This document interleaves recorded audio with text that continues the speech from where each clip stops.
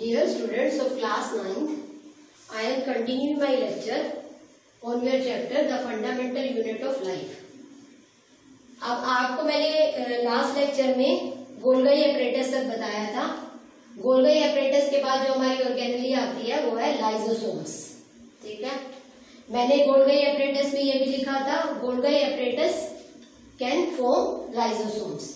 तो लाइजोसोम एक other type की ऑर्गेनेली है जो सेल के अंदर प्रेजेंट होती है और साइटोप्लाज्म में फ्लोट करती है. अब ये लाइजोसोम्स किस टाइप की ऑर्गेनेली है? It is known as waste disposal system of the cell. ठीक है, क्वेश्चन ये आता है पेपर में, why do lysosomes are known as waste disposal system of the cell. तो इसका आंसर यहीं पर ही है. ठीक है, this organelle is known as waste disposal system of the cell because it has powerful digestive enzyme. It has powerful digestive enzyme that can eat any worn out organelle or any foreign body that can enter into the cell. अब हमारी body के अंदर अलग अलग functioning होती है. हर cell जो है वो अपना फंक्शन परफॉर्म करता है. मैंने आप लोगों को कई बार बताया है कि एक सेल के अंदर वो सारे फंक्शन होते हैं जो हमारे जैसे कम्प्लेक्स बॉडी के अंदर हो रहे हैं. तो अगर फूड वगैरह के साथ या किसी भी चीज के साथ अगर सेल के अंदर कोई भी फॉरेन बॉडी एंटर कर गई है, कोई भी बैक्टीरिया वगैरह एंटर कर गया जो सेल को हार्म कर सकता है, ठीक है, या फिर कोई ऑर्गेनेली सेल के अंदर, अब साइटोप्लाज्म में बहुत सारी ऑर्गेनेली फ्लोट कर रही है, उन्हीं में से एक ऑर्गेनेली आपकी लाइजोसोम्स है. और कोई भी अदर ऑर्गेनेली डाई आउट हो गई है, ठीक है, या कोई भी फॉरेन बॉडी सेल के अंदर एंटर कर गई है जो सेल को हार्म कर सकती है, डैमेज कर सकती है. तो ये लाइजोसोम का पावरफुल डाइजेस्टिव एंजाइम क्या करता है? उसको ईट अप कर जाएगा. ठीक है, जिससे क्या होगा, वो सेल जो होगा वो क्लीन रहेगा. आपके घर के अंदर डेली गंदगी आती है, आप उसको क्लीन करते हो. ठीक है, तो इसी तरह से ये जो लाइजोसोम्स है हमारा waste disposal system of the cell है, जिसका काम है सेल के अंदर की गंदगी को रिमूव करना. कोई ऑर्गेनेली डाई आउट हो गई है, कोई और चीज एंटर कर गई है, तो ये उसको खत्म कर देता है, उसको ईट अप कर जाता है. ठीक है, तो क्वेश्चन है, why do lysosomes are known as waste disposal system of the cell. तो आप लिखोगे, lysosomes are known as waste disposal system of the cell because it has powerful digestive enzyme that can eat any worn out organelle or any foreign body that enter into the cell. तो ये इसका answer है. Clear? अब next question इसका lysosome का ये बनता है, why do lysosome known as suicidal bag of the cell. हम लाइजोसोम को suicidal bag of the cell भी बोलते हैं.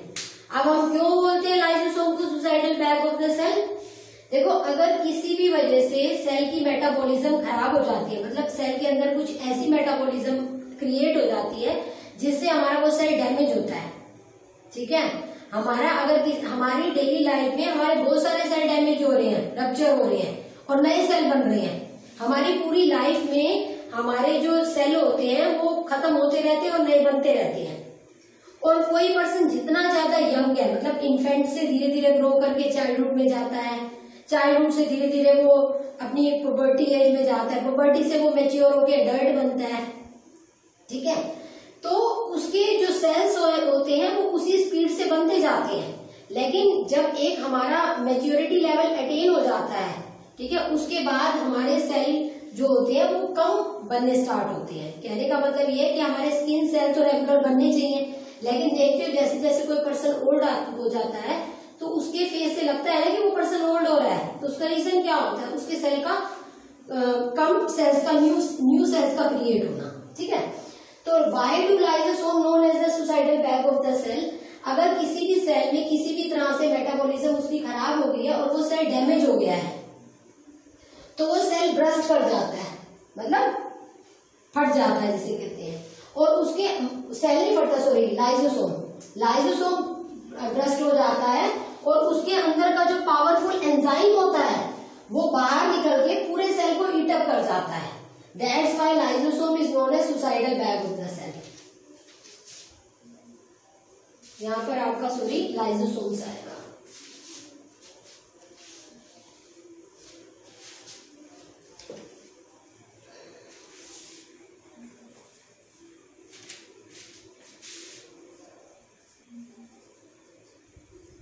ठीक है, जब भी सेल के अंदर कोई इस टाइप की डिस्टरबेंस क्रिएट हो जाए जिससे सेल हमारा डैमेज हो गया है, तो वो सेल डैमेज होने के बाद क्या करेगा, उसका लाइसोसोम ब्रस्ट होगा और उसके अंदर से पावरफुल एंजाइम जो होगा वो बाहर आ जाएगा।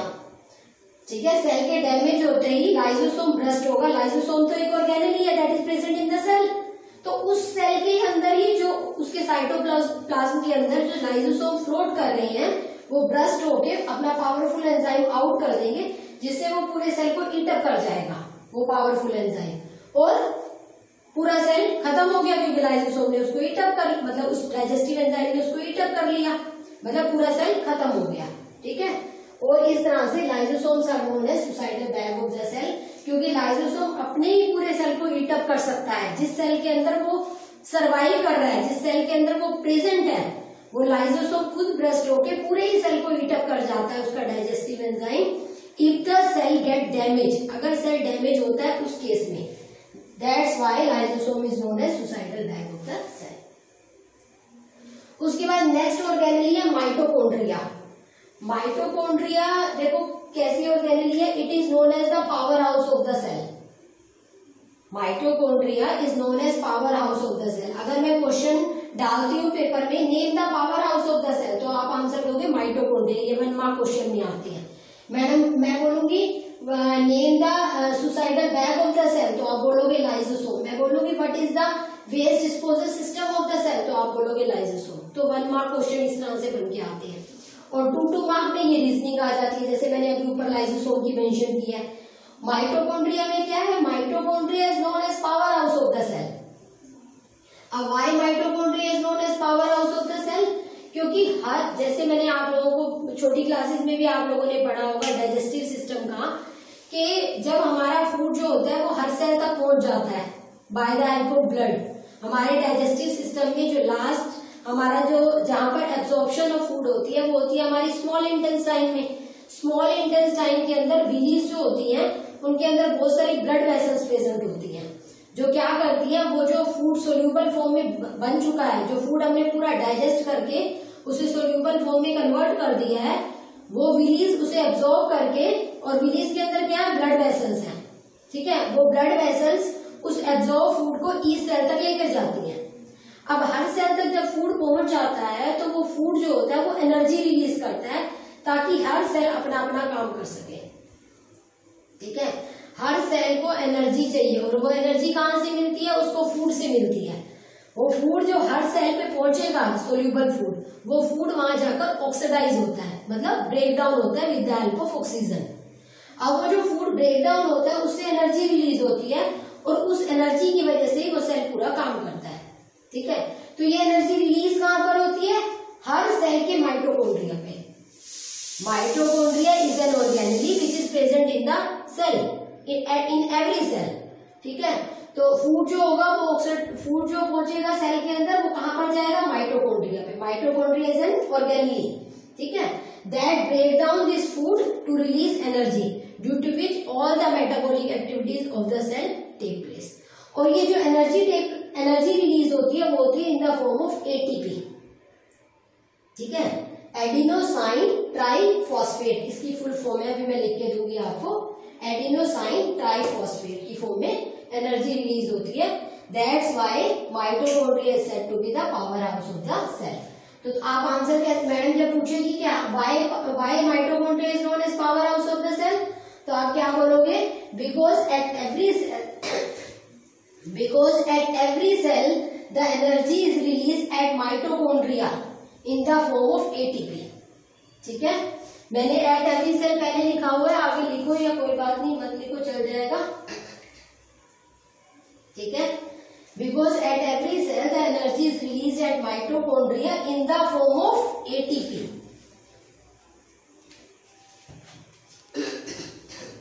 in the form of ATP। ठीक है, मैंने भी आपको बताया कि माइटोकॉन्ड्रिया में जो एनर्जी रिलीज होती है वो इन द फॉर्म ऑफ ATP होती है। अब ATP की फुल फॉर्म याद कर सको तो बहुत अच्छी बात है, एडिनोसाइन ट्राइफॉस्फेट बोलते हैं इसको। ठीक है, और इसको हम बोलते हैं energy currency of the cell, क्योंकि जो सेल के अंदर एनर्जी रिलीज हो रही है वो ATP की फॉर्म में अगर क्वेश्चन पूछा जाता है आपसे name the energy currency of the cell, तो आप आंसर दोगे ATP। ओके, उसके बाद है Y2 inner membrane of mitochondria is deeply folded. असल में माइटोकॉन्ड्रिया की दो मेम्ब्रेन है, माइटोकॉन्ड्रिया हैज टू मेम्ब्रेन, ठीक है। इसमें से एक जो इसकी आउटर मेम्ब्रेन होती है वो तो काफी पोरस इन नेचर होती है, और जो दूसरी इनर मेम्ब्रेन होती है वो डीपली फोल्डेड होती है, ठीक है। फोल्ड करने का मतलब समझते हो ना, ठीक है। तो उसकी जो इनर मेम्ब्रेन है माइटोकॉन्ड्रिया की वो डीपली फोल्डेड है। अब क्वेश्चन पेपर में ऐसे आ सकता है कि इनर मेम्ब्रेन माइटोकॉन्ड्रिया की डीपली फोल्डेड क्यों होती है, तो उसका आंसर क्या दोगे, this increase the surface area for ATP generating chemical reaction, ठीक है। जो एटीपी को जनरेट करने वाली रिएक्शंस होती हैं उसके लिए जो सरफेस एरिया बढ़ाना है, इंक्रीज करना है, इसी वजह से जो माइटोकॉन्ड्रिया की इनर मेम्ब्रेन होती है that is deeply folded for generating ATP. अगर ATP generating chemical reaction need surface area, और ये सरफेस एरिया कौन देता है, इनर मेम्ब्रेन की फोल्डेड पार्ट, ठीक है। आगे बात समझ। अब ये आपकी रीजनिंग में आ गया। उसके बाद देखो एक फैक्ट और है माइटोकॉन्ड्रिया के बारे में, कि माइटोकॉन्ड्रिया एक ऐसी ऑर्गेनेल है जिसका अपना डीएनए है और अपने राइबोसोम्स हैं।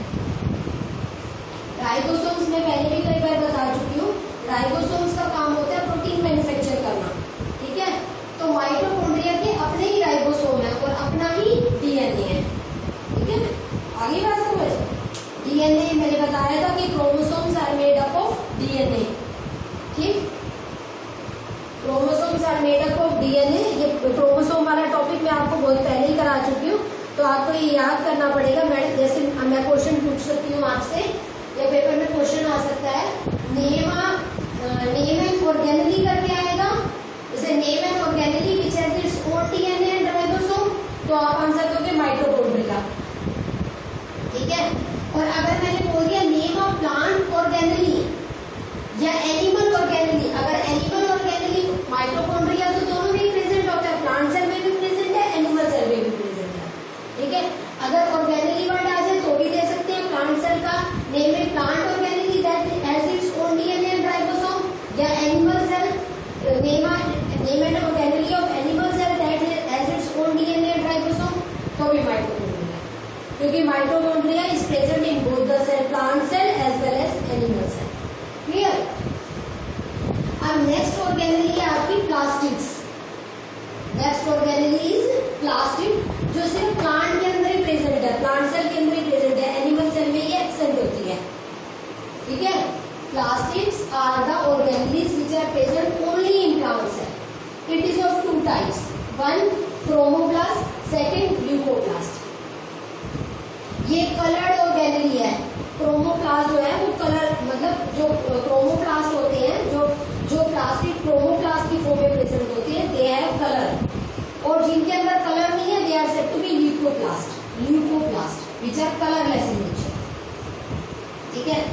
आपको क्रोमोप्लास्ट में मैंने बताया कलर होता है। अगर green colour, particularly green pigment ही प्रेजेंट है, तो उस ऑर्गेनेली को ना तो हम प्लास्टिड भी नहीं बोलते, मतलब प्लास्टिड तो जनरल नेम हो गया, उस केस में हम क्रोमोप्लास्ट ना बोल के उसको क्लोरोप्लास्ट बोल देते हैं, अलग से नाम दे रखा है। क्यों? क्योंकि ये हमारे लिए इतना ज्यादा इंपॉर्टेंट है क्लोरोप्लास्ट, कि इसके अंदर जो पिगमेंट प्रेजेंट होती है ग्रीन कलर की, उसे हम बोलते हैं क्लोरोफिल। और ये क्लोरोफिल जो है यही फोटोसिंथेसिस कराती है प्लांट बॉडी के अंदर। प्लांट सेल के अंदर जो फोटोसिंथेसिस का प्रोसेस होता है प्लांट बॉडी के अंदर, वो ड्यू टू क्लोरोप्लास्ट होता है, क्योंकि इसके अंदर ग्रीन पिगमेंट जो प्रेजेंट है वो क्लोरोफिल है, which is very important to us, ठीक है। उसके अलावा अलग अलग टाइप के क्रोमोप्लास्ट होते हैं जो डिफरेंट डिफरेंट कलर देते हैं, अलग अलग फ्लावर्स, अलग अलग फ्रूट्स को। तो कहते हैं ये येलो कलर का फ्रूट है, ये येलो कलर का फ्लावर है, ये रेड कलर का फ्लावर है, तो उसमें वो कलर कहाँ से आते हैं? इन्हीं क्रोमोप्लास्ट की वजह से, ठीक है। ऐसे फ्रूट्स में भी कलर होते हैं और फ्लावर्स में भी कलर। अब ल्यूकोप्लास्ट का क्या काम है? वो भी प्लास्टिड है, ठीक है। वो कलरलेस होती है, उसका काम होता है स्टोरेज का। जैसे प्लांट सेल के अंदर कोई प्रोटीन, स्टार्च, ऑयल वगैरह प्रेजेंट है, तो ये ल्यूकोप्लास्ट उसको स्टोर करता है, ठीक है।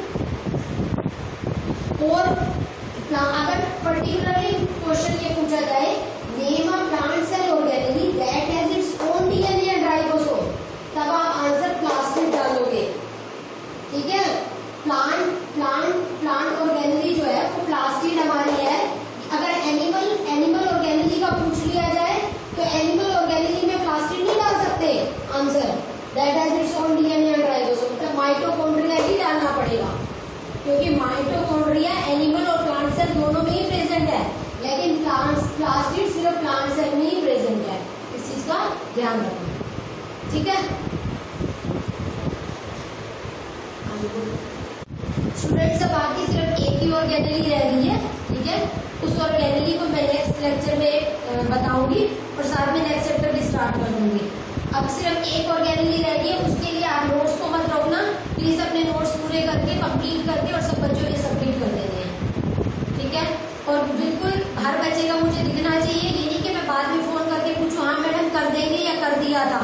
बिल्कुल क्लियर, अभी आपने आज ही उसको एक दिन का और टाइम दे देती है नेक्स्ट लेक्चर से पहले का, आपने उसको कंप्लीट करके और सबमिट कर देना। सब बच्चों ने पूरे नोट्स कंप्लीट, अब तक के सारे नोट्स जो हैं वो सेंड कर दिए मेरे पास। और ये नहीं कि जो मैंने लिखा है बस उसी को ही कॉपी करते रहते हो, जो मैं टेक्स्ट बुक के पेजेस सेंड कर रही हूँ, जब आप मेरा लेक्चर सुनते हो, एक बार सुनो, दो बार सुनो, जितनी बार में अच्छे से समझ आए, टेक्स्ट बुक के पेजेस रीड करो, और एक बार सुनने के बाद अगर टेक्स्ट बुक के पेजेस रीड करके दोबारा मेरा लेक्चर सुनोगे ना तो आपको कई गुना ज्यादा क्लैरिटी होगी। और जरूरी नहीं कि जो मैंने लिखा है सिर्फ उसी को ही हमने नोट्स में डालना है, आप अपने भी पॉइंट्स बना के लिख सकते हो। मुझे लगे कि आपने टेक्स्ट बुक से भी कुछ पढ़ा है, ये नहीं कि जैसे जैसे मैंने लिखा उसको कॉपी करना है। और दूसरी चीज, आपने सिर्फ नोट्स नहीं बनाने, इनको लर्न भी करना है, लर्न करके लिख लिख के प्रैक्टिस करनी है, इनकी लिख लिख के प्रैक्टिस करके फिर खुद ही चेक करना है, मैच करना है बुक से, मेरे नोट से, कि जो मैंने लिखा है वो ठीक भी है कि गलत है। आ रही है बात समझ? मैं कभी भी आपके लिए टेस्ट